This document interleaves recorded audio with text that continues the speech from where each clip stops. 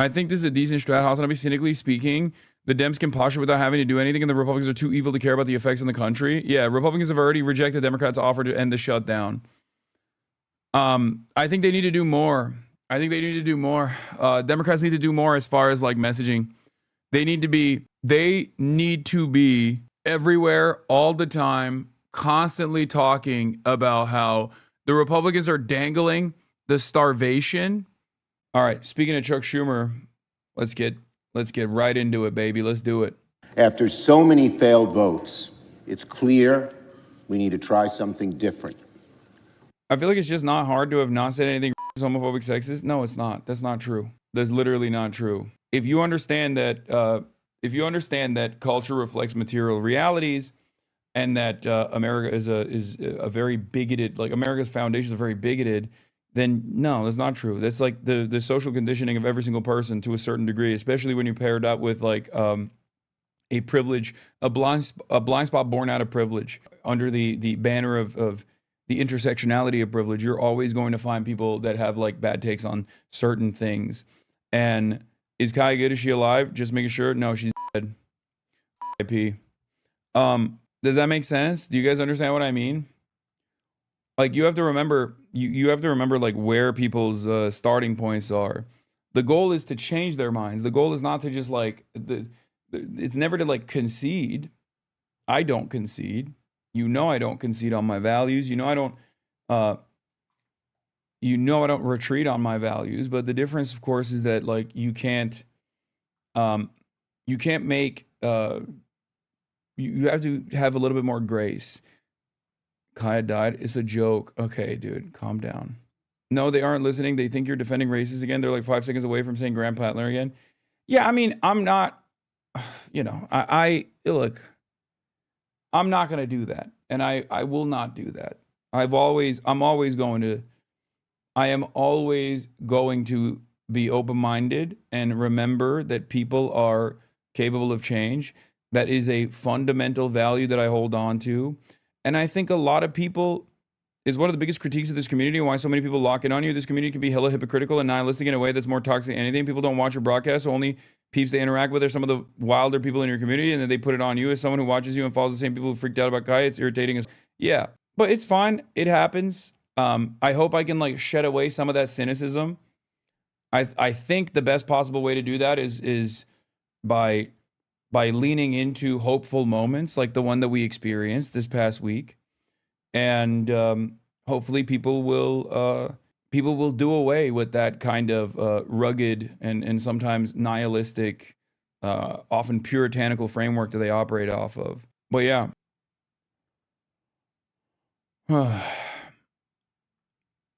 Anyway, let's get it going. Senator Chuck Schumer unveils proposal to reopen the government, and I believe the Republicans have already said no to it. What the Senate is doing isn't working for either party and isn't working for the American people. Democrats have said we must address the health care crisis, but Republicans have repeatedly said they won't negotiate to lower the health care costs until the government reopens.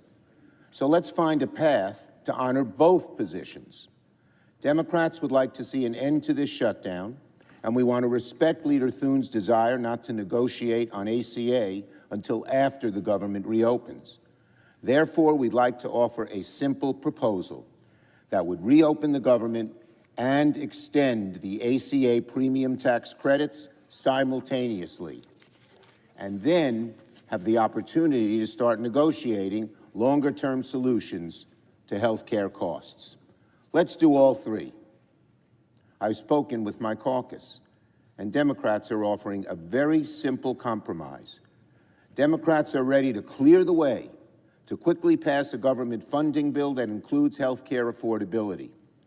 Leader Thune just needs to add a clean one-year extension of the ACA tax credits to the CR so that we can immediately address rising health care costs.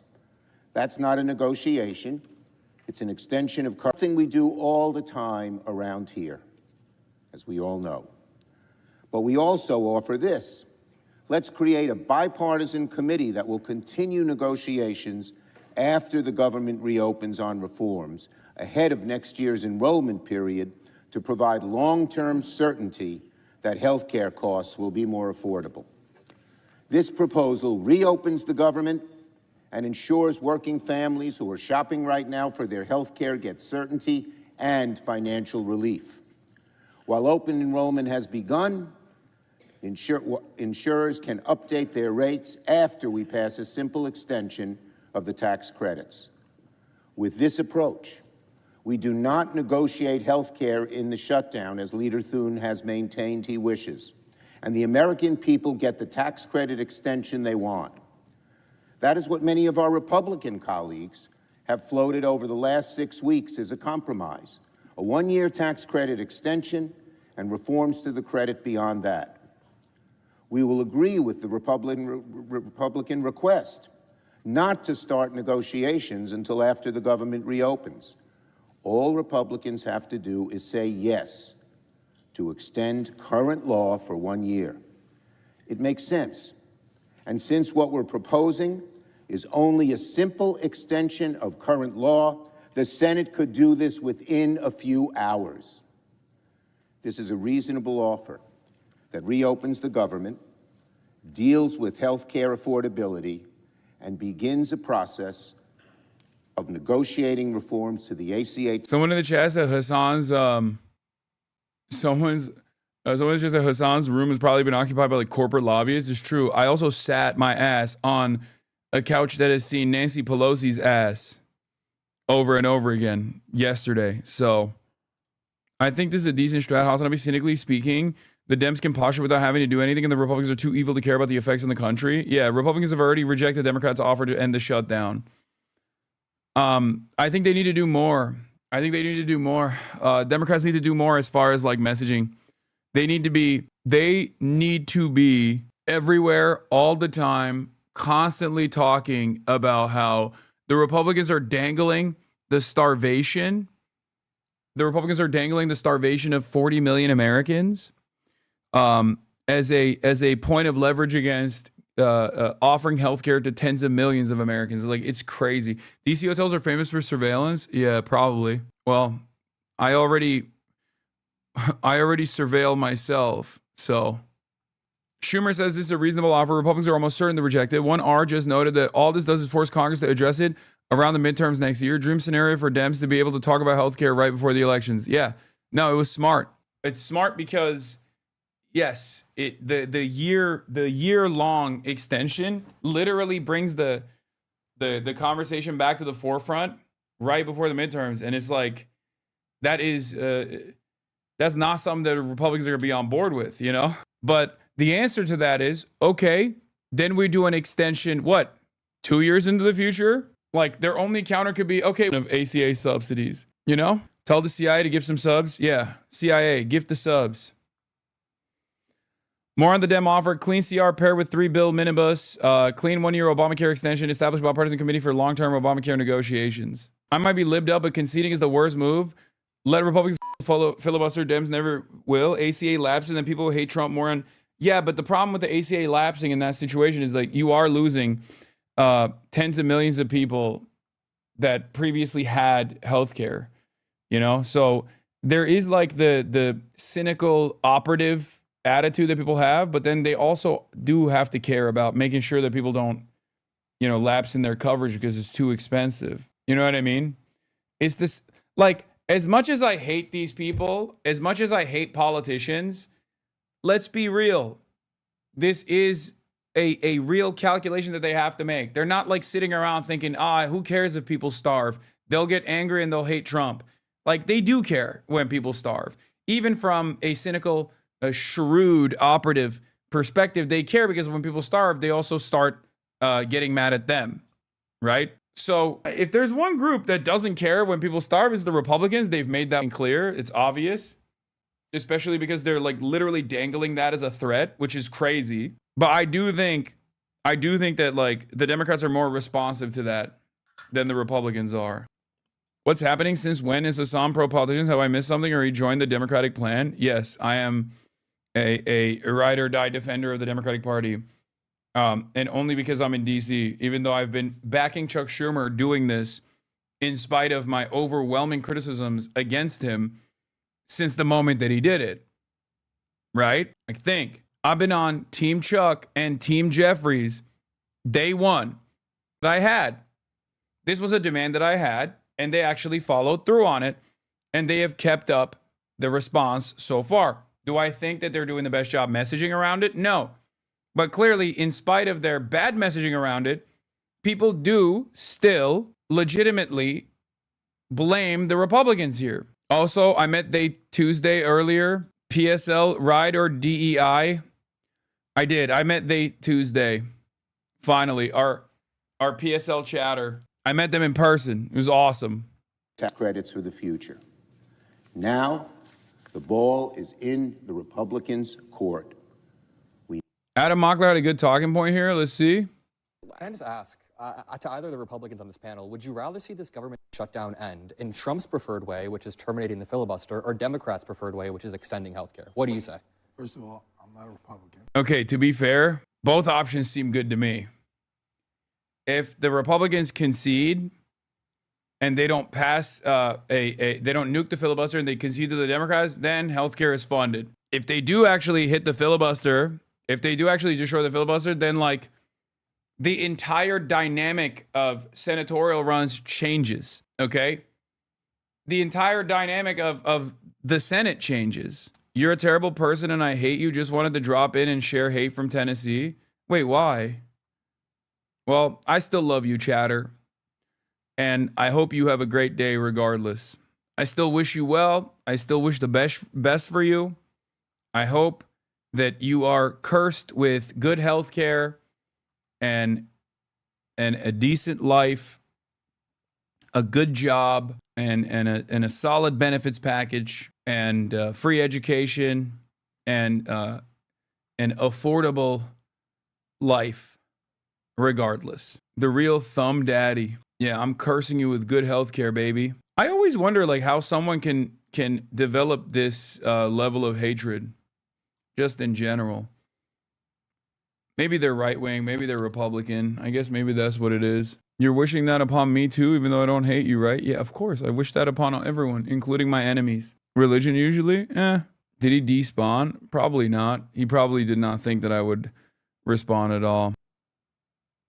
Sorry. Then what do you Then what do you say? I want to see what do you say? I ran for city council as a Democrat in the city of New York. Okay. Lost by 108 votes. Then I want to ask you, what do you say about that? I'm a New Yorker. Okay, answer my question. Answer my question then. Answer my question. From all the YouTubers creating docu-style videos about how bad of a person you are, these YouTubers are ruthless. Yeah, I know. There's never been a bigger division between what like the overwhelming internet forces believe and try to desperately get their fans to agree with and believe versus the reality. At least in my career, I've never thought that it would be like this, where it's like in the real world, most normal people are like, dude, you seem like a chill guy. You know, I like your worldview. I would like to advance this agenda. But then if you go on the internet, it's like, I am literally the biggest evil villain. Like Donald Trump could be facilitating executions of slop tubers, okay, outside of the White House. And slop tubers would still be talking about, you know who's actually more evil than Trump? Hassan. He is the worst person of all time. No one has ever seen a guy worse than him. Please explain the filibuster. No one seems to be doing that. It's just a process method of stopping a bill from passage that needs the supermajority vote. So people just threaten, or the threat of the filibuster is always there, which is why bills don't pass with simple majority, but supermajorities in the Senate. Labels. You know why we are where we are? Answer my What you question. just did. Online culture is closer to the media impact of TV. Both aren't really it, not reality. I know, but I do think that if there was any truth to this stuff, if there's any truth to the fucking diabolical way that they present me, then I don't think I would have this many people still tuning in. You know what I mean? What is this? There was a post showing this example of Twitter versus reality, using you as an example, and your hater was suspended on Twitter. What was the hater saying? I don't know what this post was. Oh, legendary politics understander Ethan claims that the USSR was good for Nepo babies. I don't know what the person was saying, but they got suspended. And I think it's because they want to destroy hope.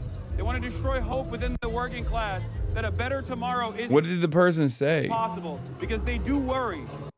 Yeah, I mean, look, the antidote to all of this stuff is just the truth, right? All you can expect is for people to watch charitably. And I think a lot of people do. And that's why this community keeps growing. They said you got kicked out of the party. Yeah, that's so funny. That was definitely one of my come to Jesus moments where I was like, damn, like there's motherfuckers who would rather just believe something that is just like objectively untrue because it fits their preconceived biases. And I don't think it's, I'll be honest, I don't think that's good for the mental health of the person engaging in that, because they're basically rewiring their brain. They're basically rewiring their brain to believe falsehoods. And ultimately, that's how you become QAnon, you know? It's not even hater talk. We're talking about something different right now, okay? Yeah, I mean, this is like unimaginably, this is classic racism from John Levine. I can smell this video. And then, of course, my girl, Dr. Allie Lukes, got me. Say, you better be thinking of the smell of success. They believe it even when they're pointed to the VODs and actual evidence too. They're trying to spread the rumor that Zoran hates you and is avoiding you is very funny. Yeah, that's why I was welcomed with a solid reception. It's not even that they just believe something objectively untrue. They believe something untrue while using media that actually disproves their claim as validation of those beliefs. I think this was the tweet. Did you get turned away at the door of the Mamdani party, Lamau? What a night. What a time to be alive. Who would have thought centering working class politics would win elections even in the heart of capital? Did you get turned away at the door of the Mamdani party? This is what I mean. It's like nobody gives a shit, right? Like, it's just no one cares about the truth. People would rather just like, I don't know. It just is, what do you call it? It is, it's a strange phenomena that I see online, but I do think that like trains people. I do think that trains people into believing falsehoods. And if you're like duping yourself actively, if you are duping yourself actively in this way, I think getting tricked by other shit too. And it hurts I don't know. It just scares me where that might lead people who otherwise would be our allies, right? People who should be our allies, not that person in particular, but their audiences, right? There's probably plenty of people who, if they had like a shred of charitability, they would be like, yeah, I think I agree with a lot of this stuff. I do see a lot of similarity between that and QAnon. Yeah.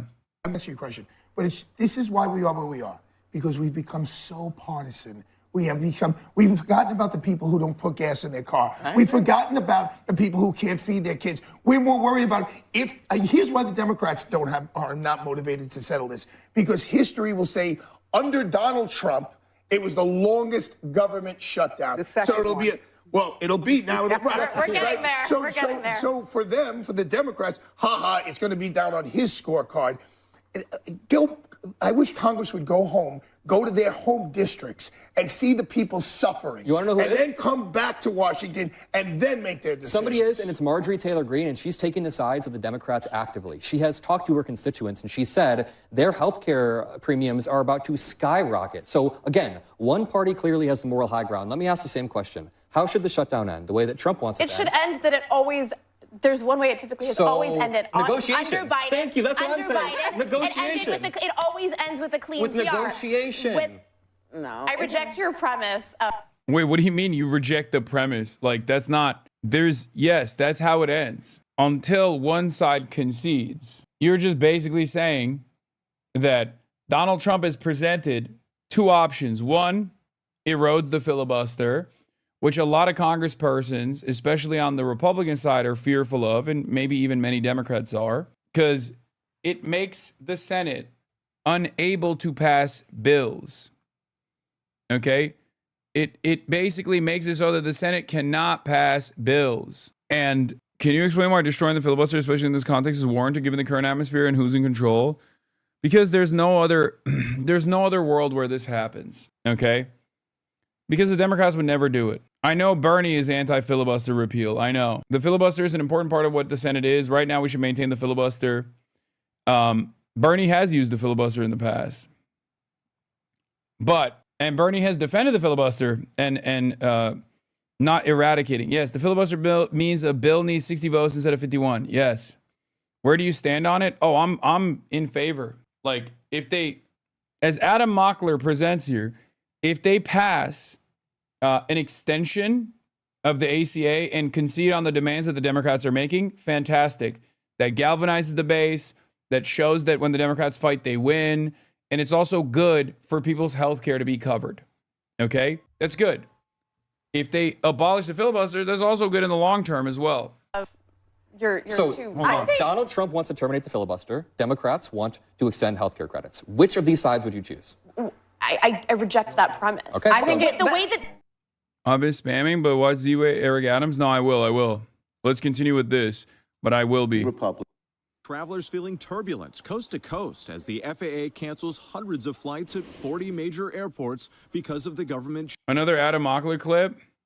Are you an anchor baby? Define anchor baby. Is that when your parent... No, I don't want to do this right now. Let's continue. Shut down. Everybody's suffering in the country because of the shutdown. More than 800 flights already canceled this morning. Frustration mounting. It affects your money, your expenses, and that's tough. Would you be open to getting a backup ticket? You had to have backup money. I don't have that. Some travelers who were notified of flight cancellations now opting to cancel their trip altogether instead of rebooking. I don't know when all this is going to, end. The 40 airports impacted, including the country's busiest, from Atlanta to Los Angeles, Chicago, New York, Boston, and Miami. Airlines told to reduce flights by 4% today, ramping up to 10% over the next several days. American canceling around 220 daily flights, Delta canceling 170, and United canceling just under 200 per day. If you're in a market with only 2 small regional flights and you cancel one or both of them, that's a huge impact to that market. We want to avoid that. And so what we're doing is really spreading it around the system. The Trump administration says they're trying to ease the strain on 13,000 air traffic controllers, but some critics argue it's just a move to pressure Democrats to reopen the government as the shutdown reaches day 38. It is pretty crazy that the Republicans and their posture throughout this entire process has just been, no, we're going to keep fucking shit up. We're going to fuck it up further. And it's pretty crazy. The spread here is chicken wings, a turkey club, and French fries, and deviled eggs. Sean Duffy should go to jail for his crime against transportation and travel. I agree. Just in general. On principle, I agree with that. This as more than 60,000 TSA agents are also working without pay. These essential workers forced to decide if they can even afford to keep showing up on the job. This is the little bit that is in here. This is enough to hold over for maybe another week. The fridge is pretty much empty. Maggie Sabatino is a lead TSA agent in Philadelphia and a mother of 2. In sick, you have to provide medical documentation. When I call out, I tell them the truth. Can't afford childcare. So you can see the impact here. The airlines say for passengers who are going to experience a canceled flight, they hope to be able to notify them a day in advance and then rebook them on another flight. For passengers who do not want to be rebooked, they are entitled to a full cash refund. 38 days into the government shutdown, this morning a federal judge accusing the White House of withholding federal food assistance. No. People keep asking, is your trip to China cooked? No. For China is international travel, and they have not touched international travel so far. They might. It's the delays that happen on the domestic travel front. Yeah, cruelty for cruelty's sake is right. The Trump administration asked a federal appeals court for an emergency pause on federal judge's order to fully fund SNAP benefits this month. It is one of the most insane things I've ever seen, dude. They are actively saying, no, we want to starve people. We want to starve people. And it blows my fucking mind. It blows my mind that is like, what if you get stuck in China? I'm not worried about getting stuck in China. I'm worried about getting stuck in DC. Reasons and ordering the administration to fully distribute SNAP benefits by today. Judge John McConnell saying, quote, people have gone without for too long. Not making payments to them for even another day is simply unacceptable. Vice President J.D. Vance arguing it's not up to the courts to decide. In the midst of a shutdown, we can't have a federal court telling the president how he has to triage the situation. Just days ago, the administration had agreed to tap into more than $4.5 billion in emergency funding to partially fund SNAP, which 42 million Americans rely on. The White House insisted those payments would still go out. Even after the president posted on social media, SNAP benefits will be... Bro, this is also such an insane moment because the thing is, like, Trump could have looked like a hero to be like, I saved Snap, and just lied and was like, I have the contingency funds. I found it. I saved it. The Democrats want to keep going with the shutdown because they want to starve you. Meanwhile, he's just like, nope, I want to purposely look like a fucking villain. I cannot believe it. Every day that goes by, I'm closer to the, he doesn't want to have elections again because he wants fucking riots that he violently deals with to call a martial law. This doesn't make any sense. I don't know why he's stress testing the system like this. Even only when the radical left Democrats open up government. The judge pointing to the president's own words, accusing the administration of defying the court's order and causing irreparable harm, saying, quote, the evidence shows that people will go hungry, food pantries will be overburdened, and needless suffering will occur. So the administration does plan to appeal this ruling. Back here on Capitol Hill, the Senate is expected to vote for the 15th time to reopen the government. And even as so many Americans out there are worried about whether or not they're going to receive their benefits, federal workers are going without pay. Right now, lawmakers are still getting their paycheck, even though the House of Representatives has been out of town and out of session for 49 days, Michael. Yeah, it's embarrassing at this point, Rachel. It really is. Thank you.